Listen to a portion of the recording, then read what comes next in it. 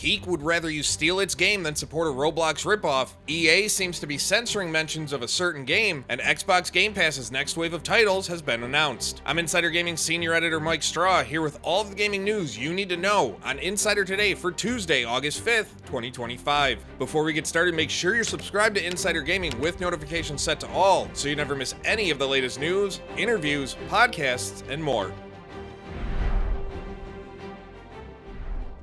Nintendo has officially announced that it'll have its next Indie World Showcase on August 7th. Announced on social media on Tuesday, it was said that the showcase will take place on August 7th at 6 a.m. Pacific, 9 a.m. Eastern, where roughly 15 minutes of new announcements and updates on indie games coming to the Switch and Switch 2 will be covered. But what games are you hoping to see during the Indie World Showcase? Let us know in the comments below, and make sure you stick with Insider Gaming for full coverage of everything announced over at our website, insider-gaming.com.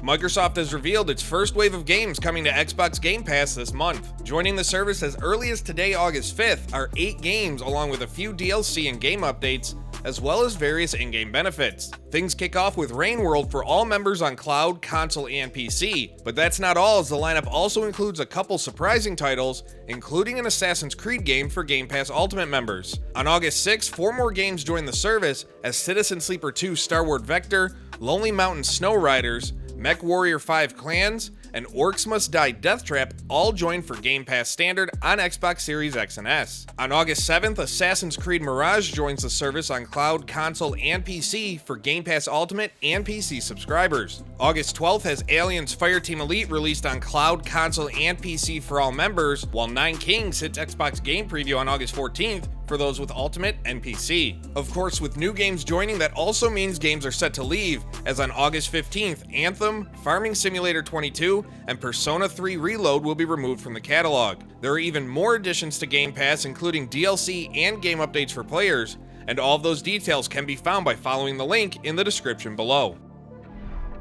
Epic Games CEO and founder Tim Sweeney has shot back at a report claiming that the upcoming Disney mode in Fortnite has been hindered by slow decision-making. The original report, which came from the Wall Street Journal, cites anonymous sources that claim that the mode isn't expected until fall 2026 due to, quote, the slow pace of the decision-making at Disney with sign-offs needed from so many different divisions. According to Sweeney, who debunked the claims on social media, the anonymous quote is BS. He continued, quote, the speed of Disney and Epic collaborations like Darth Vader has been awesome and is around 10 times the ordinary speed of media company dealings in this business. We even provided a statement to the writer of this article saying so, but they chose not to print it. Epic Games and Disney's collaboration was first announced in early 2024, with concept art showing that the project will be a Disneyland-esque mode within Fortnite. Exactly what that looks like in-game is unclear, but the concept art depicts different areas based on some of Disney's biggest universes. The mode is part of Disney's $1.5 billion stake in Epic Games, which will include this expansive universe within Fortnite. Interestingly enough, Sweeney did not deny the claims that the mode is not expected until fall 2026, instead only firing back at the quote around the delayed decision-making.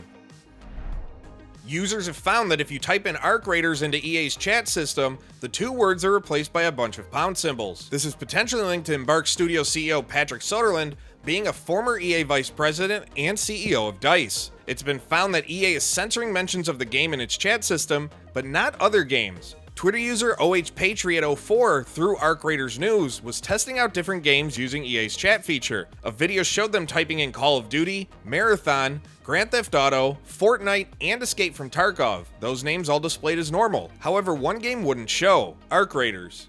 Instead, the game's name is censored and doesn't display. Arc Raiders generated a lot of interest in early 2025 with its April beta test, as it looked, played, and handled really well, and people were clamoring over one another to get keys to the game. As of recording, EA is yet to address these claims from players on the game's censorship.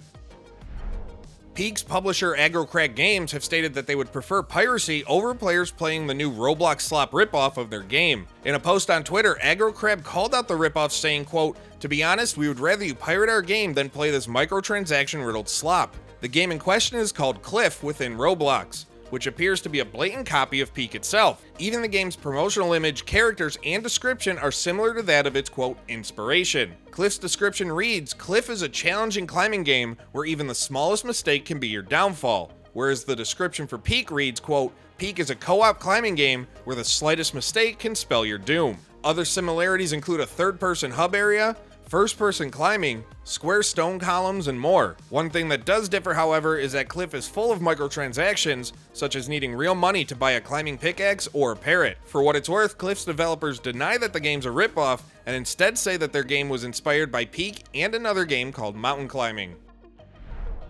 Thanks for tuning in to the latest episode of Insider Today, coming at you weekdays at 6 p.m. Eastern here on Insider Gaming on YouTube. And for the latest exclusive gaming news, previews, interviews, and podcasts, make sure you're subscribed to Insider Gaming and visit our website over at insider-gaming.com for more. I'm Senior Editor Mike Straw, and we'll see you on the inside.